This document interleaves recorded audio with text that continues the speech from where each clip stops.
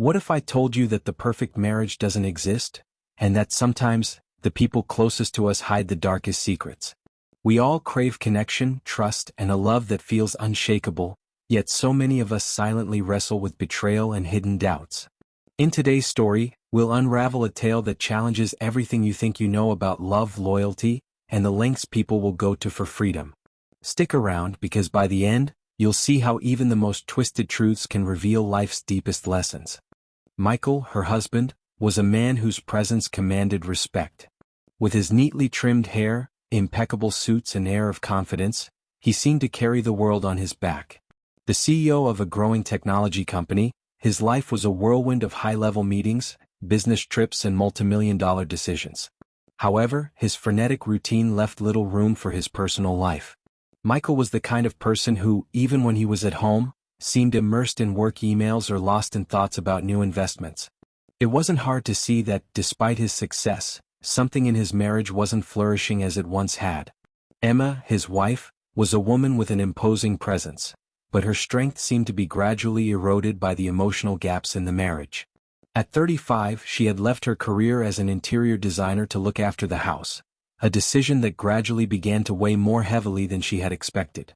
Her days were filled with morning yoga, endless reading of novels and tending to the estate's immense garden, a legacy of her artistic side. Although her life seemed peaceful from the outside, Emma felt a hole growing inside her. Evenings, once filled with conversations with Michael, were now reduced to silent dinners and series she watched alone. And then there was Liam, the gardener. Young, charismatic and passionate about what he did, he seemed to bring. When Michael and Emma met, it seemed that fate had carefully aligned their paths. He, an ambitious young man fresh out of college, and she, a talented interior designer, were the couple everyone admired. The first nights were marked by endless conversations, bold plans and candlelit dinners, where love overflowed in every gesture. However, as Michael's career took off, his priorities began to change. He became more and more immersed in his work, and the sparkle in Emma's eyes was slowly dimmed by the long hours of absence and the constant "it's just a phase" justifications. In the early years of their marriage, Emma believed that the emotional distance could be overcome. She tried to surprise him with sophisticated dinners, creative projects for the house or even spontaneous trips that never got off the ground. But time passed, and she began to realize that the effort was almost one-sided. Michael, despite still showing affection in quick gestures, seemed more focused on securing the couple's financial future than on living in the present. "We're building something solid," he would say, while Emma felt that the foundations of love were becoming invisible cracks that no one seemed to notice. There were, however, moments that revealed the depth of their relationship. Michael's support when Emma lost her mother was irreproachable, as was her dedication to looking after Michael during a health crisis. These memories seemed to keep them together, but they were no longer enough to hide the growing emptiness between them. Emma, as she tidied up the books on the bookshelf or watered the plants, wondered how something so promising had become so lukewarm. And Michael didn't seem to notice, or maybe he was just pretending that everything was still perfect. Michael was never the suspicious type. For him, life was simple. Emma took care of the house and he took care of business. However, small changes in his wife's behavior began to awaken something he couldn't ignore. Afternoons in the garden, previously just a hobby, became more frequent and longer. Emma seemed livelier, smiling more, but always avoided answering directly when Michael asked what she had been doing outside for so long. The quick glances between Emma and Liam began to carry a weight that Michael couldn't explain, until one day he knew. The revelation came at such an everyday moment that it seemed ironic. Michael, home early due to a cancelled meeting, heard muffled laughter coming from the garden. As he approached, he saw something he could never have imagined. Emma and Liam, sitting side by side on the wooden bench under the shade of the trees, laughing as if the world around them didn't exist. It wasn't just friendship. The way she touched Liam's arm, the closeness of their bodies, the sparkle in their eyes, everything gave away what was happening. Michael didn't confront the two of them at that moment, but the discovery ate him up inside. From then on, the implications of the affair began to take shape. Michael was not an impulsive man, but the idea of betrayal hit his ego and confidence with crushing force. He began to discreetly monitor Emma and Liam's interactions, his mind oscillating between anger and denial. The marriage, which was already in crisis, turned into a silent game of averted glances and unspoken tensions. Emma, for her part, seemed to be trying to balance the two worlds she had created, the safe comfort of marriage and the forbidden passion she found in the gardener. That evening, Emma finally summoned up the courage to face what she had been putting off for weeks. As Michael ate his dinner in silence, his eyes fixed on the plate in front of him, she felt there was no avoiding it. "Michael, we need to talk," she said, her voice hesitant but firm. He looked up, surprised by her tone, but remained silent, waiting. Emma took a deep breath, her hands shaking slightly as she put the words out, "I want a divorce." The impact was immediate. Michael froze, the knife and fork stopped in midair, and the expression on his face was a mixture of shock and disbelief. Michael tried to process what he was hearing, but in his mind the question was clear: why? The answer, however, came before he could even formulate the question. Emma talked about how she felt invisible, suffocated by his emotional absence and the weight of a marriage that no longer seemed alive. She didn't mention Liam, but Michael knew that was only part of the truth. "I'm not happy anymore," she said, with an honesty that cut like a blade. He tried to argue, talking about everything they had built together, but the words seemed to hit a wall that she had already erected a long time ago. The conversation wasn't long, but the silence that followed was deafening. Michael felt that his life was falling apart, but he didn't have the strength to react. He knew that he had somehow contributed to it, but his pride prevented him from accepting the situation completely. Emma, on the other hand, felt a strange mixture of relief and guilt. Although the confrontation was inevitable, she knew that the road ahead would be full of complications, both emotional and practical. And as she went upstairs that evening, leaving Michael alone in the dining room, they both knew that her decision would be a point of no return. Michael spent a sleepless night, reliving every moment of the wedding as if he could find in the details the exact point where everything began to fall apart. He recognized something he had been ignoring for a long time. His obsessive focus on work had robbed him of what was most precious. The void left by Emma expressing her desire for a divorce was like a blow that knocked him off autopilot. For the first time in years he asked himself, what good were success, money and titles if the woman he loved was no longer part of his life? The next morning Michael made a decision. He wasn't the type to give up easily, and he knew that if there was still a chance of winning Emma back, he needed to show that he was willing to change. He started with a frank conversation. "Emma, I know I failed you. I know I left you alone while I chased after things that, deep down, don't matter as much as the two of us. But I want to prove to you that that can change," he said, with a vulnerability she hadn't seen in years.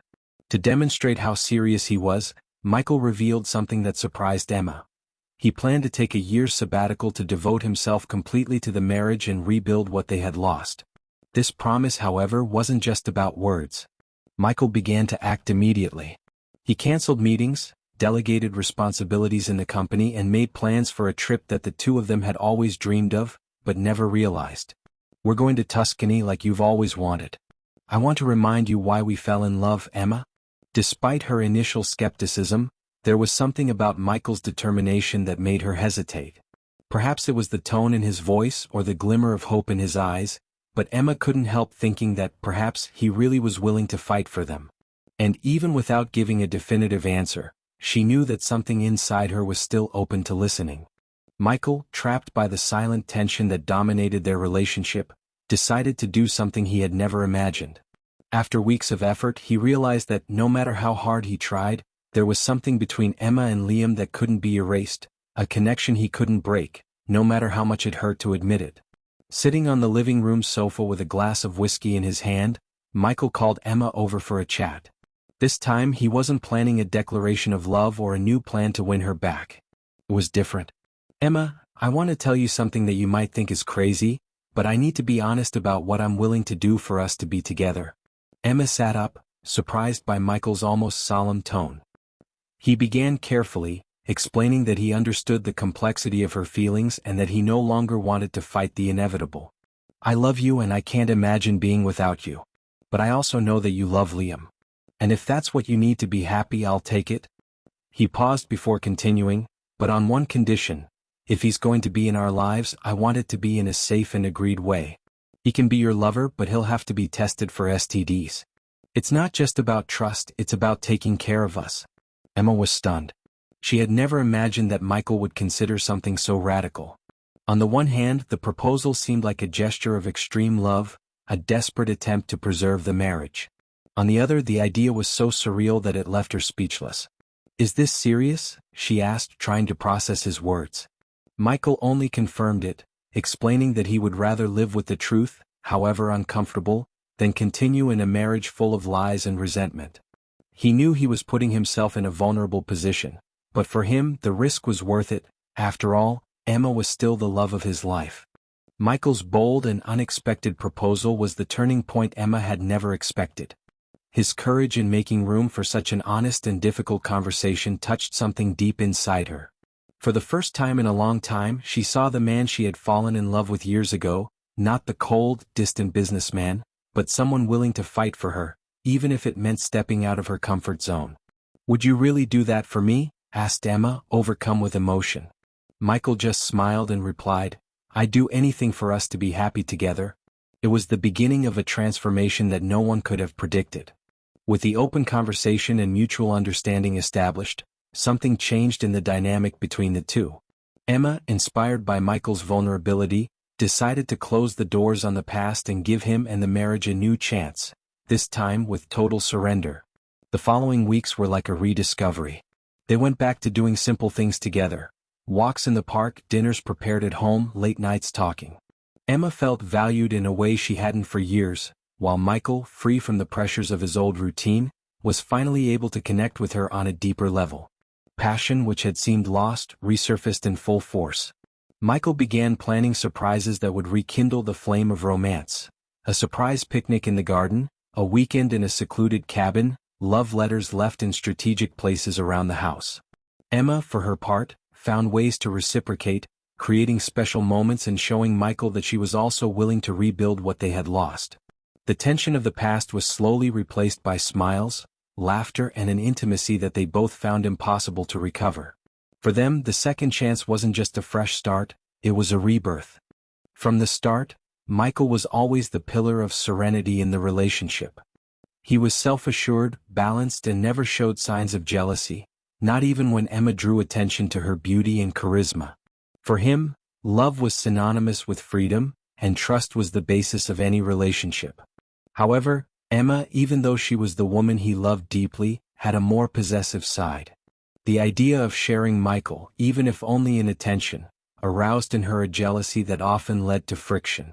It was a trait that, in moments of tension, made them seem more different than complementary.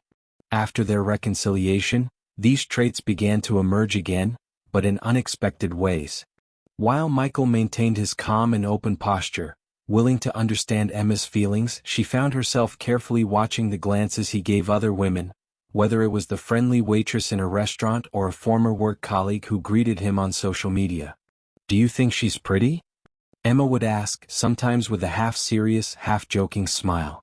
Michael, with his almost infinite patience, always responded with humor or a gesture of affection, trying to reassure her.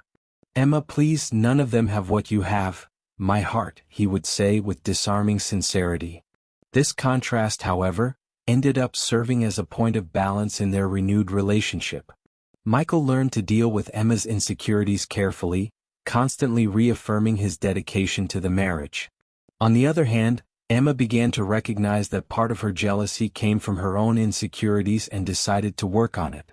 The conversations between the two of them, now more open and honest, helped to dispel many of the ghosts that had previously separated them.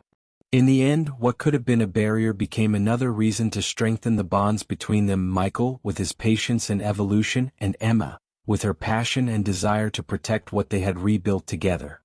Everything seemed to be going well in Michael and Emma's renewed relationship. The rekindled passion and lighter dynamic brought a freshness that the marriage hadn't seen for a while. However, the open relationship agreement, although initially proposed as a way to save the marriage, carried a complexity that they were still learning to navigate. Emma, despite having accepted the proposal, had always found it difficult to deal with the idea of Michael being with someone else, even with all her attempts to appear carefree.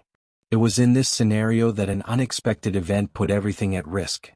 Michael, in his quest to understand how an open relationship could work, decided to explore his freedom. One day while Emma was away at a yoga class, he invited an old acquaintance, Sarah, home for a casual dinner.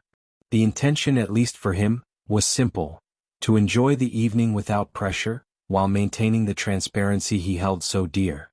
However, Michael underestimated the intensity of Emma's feelings. When she returned earlier than expected and found Sarah sitting on the sofa, laughing at something Michael had said, the atmosphere in the room changed immediately. Emma froze in the doorway, trying to process the scene before her eyes.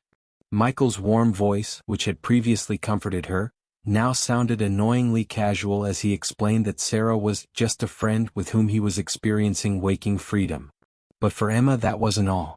The presence of that woman in her home, in the space she saw as her refuge, ignited a furious jealousy that she couldn't control. "Did you think it would be that simple?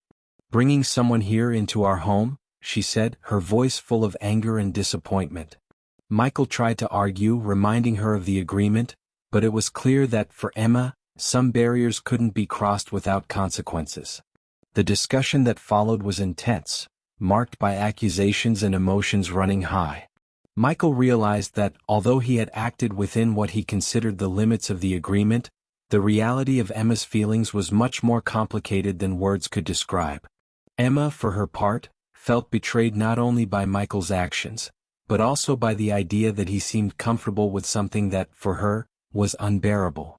The evening ended with Sarah walking away in silence, leaving Michael and Emma alone in a silence filled with uncertainty about the future of their relationship. Alone in her room, her thoughts boiling with anger and frustration, Emma picked up her cell phone. The emotions that had been contained until then exploded in the form of quick, direct words to Liam. "I've made up my mind. We're going to be together, but we need to get rid of Michael. With his money, our life will be perfect." The message, short and full of dark intentions, marked the point at which Emma crossed the line between desperation and calculated manipulation. For weeks, she had been trying to save her marriage, but now, seeing Michael with another woman, something inside her broke for good. Liam responded almost immediately. Although hesitant at first, he had always had a crush on Emma that went beyond the physical. "Are you sure about this? There's no going back after this," he wrote, worried about the seriousness of the plan. Emma, however, was determined. The idea of staying in a marriage where she felt she had no control was unbearable, and the possibility of a new life with Liam seemed irresistible. She began to sketch out a plan, exploring every detail so that everything would look like an accident, something clean, without a trace, without suspicion. Over the next few days, Emma and Liam messaged incessantly. She described Michael's routine with precision, from his working hours to his moments of rest. Liam, who had never imagined participating in something so extreme, began to be convinced that this was somehow necessary for both of them to be happy. The conversations, full of tension and anticipation, became more than just plans. They were a reflection of their uncontrollable desire for freedom and, at the same time, for the fortune that Michael represented. What they didn't know, however, was that fate had other plans, and every step brought them closer to unexpected consequences. The appointed day arrived, and the atmosphere in the house was heavier than ever. Michael, oblivious to what was to come, went about his routine calmly, while Emma and Liam exchanged nervous, complicit glances. Liam, however, didn't seem at ease. Although he had agreed to the plan, the idea of taking Michael's life consumed him with doubt. He paced back and forth in the garden, sweat dripping down his forehead, while Emma watched him from the window with growing impatience. "It's time," she said firmly when she finally went down to meet him. But Liam hesitated. When the moment arrived, Liam couldn't act. Michael was sitting in the living room, relaxed, with a glass of wine in his hand, completely unprepared for what Emma and Liam had in mind. With trembling hands, Liam tried to approach, but stopped a few steps away from Emma's husband. I can't do this," he said, almost whispering as he backed away. Emma, overcome by a mixture of anger and determination, realized that if she wanted the plan to go ahead, she would have to do the job herself. "You're a coward," she hissed before grabbing the knife she had hidden in the kitchen. Without giving Liam a chance to interfere, Emma walked up to Michael and, in a cold, calculated move, delivered the first stab. Michael turned around, his incredulous gaze reflecting pain and surprise, but Emma didn't hesitate. 2 more quick, precise stabs sealed his fate. Liam, paralyzed with shock, watched the scene without being able to say a word. Emma, panting, let the knife fall to the floor while dead silence gripped the room. She looked at Liam, her eyes now cold and determined. It's done. Now let's make sure everything looks like an accident. The atmosphere in the room was suffocating. Michael was lying on the floor, blood still dripping down the wood, while Liam remained motionless, his eyes wide at what had just happened. The shock of Emma's act was more than he could bear. This has gone too far, Emma. I can't be a part of this, he said, his voice shaking as he backed away from her. Emma, still panting and covered in a mixture of sweat and blood, turned to him with a sharp look. Liam, don't start now. We're already at it. It's too late to turn back. Liam, however, wasn't willing to listen. He started groping in his pockets for his cell phone, muttering something about doing the right thing and calling the police. Someone needs to know what happened here, he said as he typed rapidly. Emma, realizing that Liam wasn't bluffing, felt the panic turn into a wave of uncontrollable anger. You're not going to ruin everything now, she shouted, running towards him. Before he could finish the call, Emma picked up the bloody knife again and without a second thought, landed a clean blow on Liam. Liam staggered backwards, his eyes full of surprise and disappointment, before collapsing next to Michael. Emma dropped the knife once again, her hands shaking as she surveyed the chaotic scene in front of her. For a moment she stood motionless, trying to process what she had just done. But instead of remorse, she felt a cold, calculated survival instinct take over. She knew she had to act quickly. As she wiped her hands, Emma began to think about how to cover up the 2 murders, planning every detail with the same coldness with which she had acted minutes before. Adrenaline coursed through Emma's body as she climbed to the attic of the house, where she knew Michael kept a Makita battery saw, a powerful tool, but discreet enough for what she had in mind. Her heart was pounding, but her determination was relentless. The sound of the saw echoed through the house as she cut Michael and Liam's bodies into pieces, a task that required both physical strength and an emotional block she barely knew she possessed. Each stroke of the blade against flesh seemed to bury what was left of her humanity deeper, but Emma didn't hesitate. For her, this was a matter of survival. With the pieces separated into black garbage bags, Emma worked with frightening efficiency. Each bag was carefully sealed, ensuring that no trace escaped. She cleaned the floor and the tools meticulously, wiping away every drop of blood that might give her away. At dusk, with the trunk of her car loaded, she set off in the direction of the San Diego waterfront, where her next stage of the plan would begin. She chose the strategic time of dawn, when the streets were almost deserted and the darkness concealed her intentions. When she arrived at the waterfront, Emma began distributing the bags in different garbage cans along the promenade, acting calmly and precisely. Each garbage can received only 1 or 2 bags, to minimize the chances of them being found together. The sound of the waves breaking on the sand was almost soothing, a dark contrast to what she was doing. Emma knew she had to finish quickly, but without arousing suspicion. When the last bag had been disposed of, she returned to the car, taking a deep breath as she looked out to sea. For a brief moment, Emma allowed herself to believe that she had erased all traces. However, a vestige of unease remained.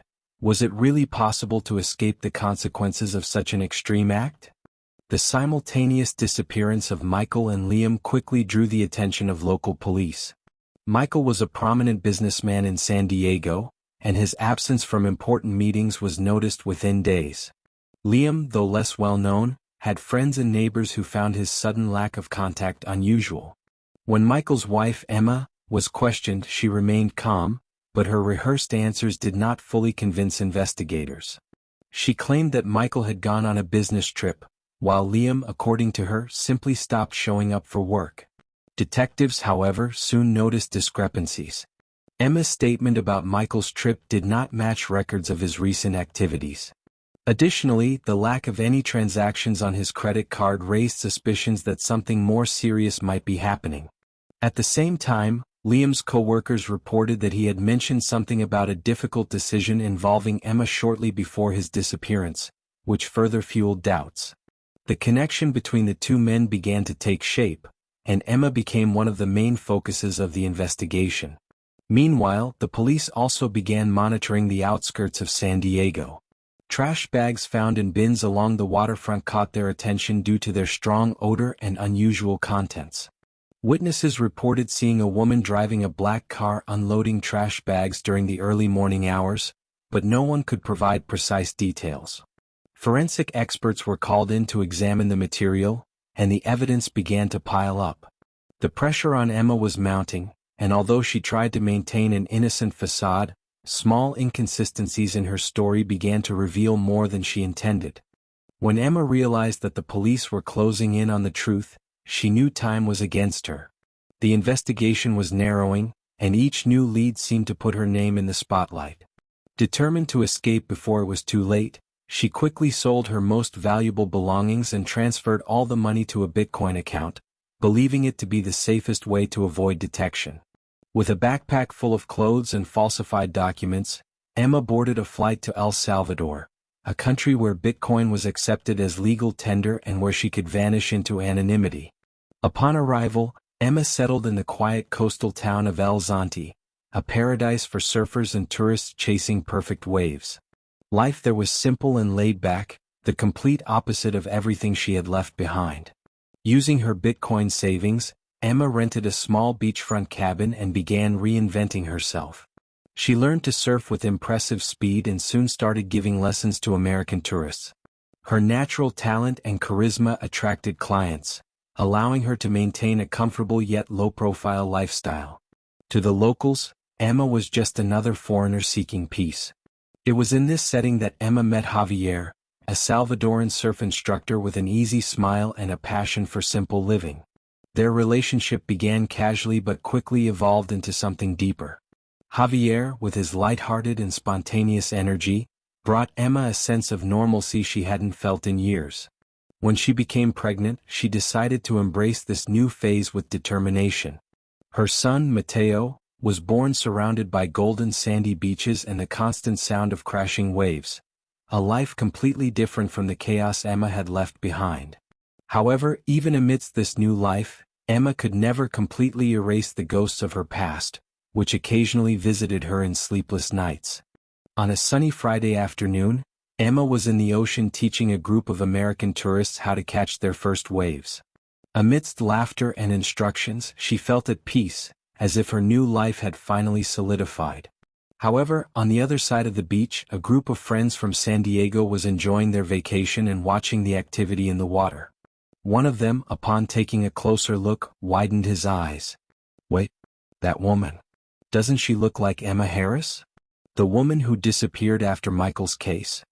The media had covered the case incessantly at the time, and Emma's face, though weathered by the sun and time, was still unmistakable. The group began discussing among themselves, trying to confirm their suspicion. "I'm sure it's her. Look at the way she moves her hair. It's just like in the news," said another, attempting to mask his curiosity. Emma's name had been tied to the disappearance of Michael and Liam, but her sudden flight to El Salvador had turned the case into an unsolved mystery. The memory of her face on the news, described as a potential suspect, was clear enough for them to decide to act. One of the friends, driven by adrenaline and curiosity, pulled out his phone and started searching. Within minutes, they found old news reports about the case, including photos of Emma. As Emma helped her students return to the beach, she felt the group's uneasy gazes fixed on her. Although she had grown used to living discreetly, the alert instinct that never left her made her heart race. One of them approached her, masking his nervousness, and greeted her casually. But the American accent and curious tone made Emma suspicious. When the man mentioned San Diego, she froze for a moment before forcing a smile and responding vaguely. Little did she know that as she tried to deflect attention, a photo of her was being taken and sent to the San Diego authorities, reopening a case she thought was buried forever. Emma knew how to recognize danger when she felt it, and the group of Americans on the beach had set off every alarm in her mind. Upon returning home that afternoon, she wasted no time. She packed her belongings and, with the efficiency of someone who had fled before, began planning her next escape. She knew that if she had been recognized, authorities could be after her within days. While Javier was away at work, Emma took Mateo, then only 2 years old, and placed him in the car, leaving behind the small beachfront cabin and the life she had built in El Salvador. The drive to Nicaragua was long and filled with tension. Emma avoided major roads, opting for less traveled paths to cross the border. Her prior experience in disappearing helped her think of every detail: falsified documents, Bitcoin funds transferred to anonymous wallets, and even cutting and dyeing her hair to change her appearance. When she finally arrived in Nicaragua, Emma found refuge in an isolated village on the shores of Lake Nicaragua, a quiet place where no one asked questions. There, she adopted a new name and once again began building a life far from prying eyes. Gradually, Emma blended into the local community, working as a yoga instructor for tourists and caring for Mateo, who grew up healthy and happy, unaware of his mother's dark past. Despite the apparent tranquility, Emma knew her freedom depended on maintaining a low profile. She avoided social media, kept minimal contact with the outside world, and moved to a new address every few years to avoid detection. Over time, the search for Emma cooled. Although San Diego authorities had received reports of her sighting in El Salvador, no concrete leads on her whereabouts in Nicaragua ever surfaced. To many, she became a legend, the woman who fled from a terrible crime and vanished forever. Emma, for her part, knew she could never fully escape the weight of her actions, but she resigned herself to living for what mattered most now: her son. Welcome to Spooky Stories, the channel where thrilling and mysterious tales come to life. Here you'll hear stories based on real events, with names and details changed to protect identities and, of course, to avoid any legal issues. So, get ready to dive into intriguing cases full of twists and turns that will keep you hooked until the very end. If you enjoy chilling and surprising stories, make sure to subscribe to the channel right now and turn on the notification bell so you don't miss a single episode. And don't forget to leave a like. It helps us bring even more amazing tales to you. At the end of this video, we've got a suggestion for another thrilling case waiting just for you. Stick around and uncover the secrets behind these dark stories with us.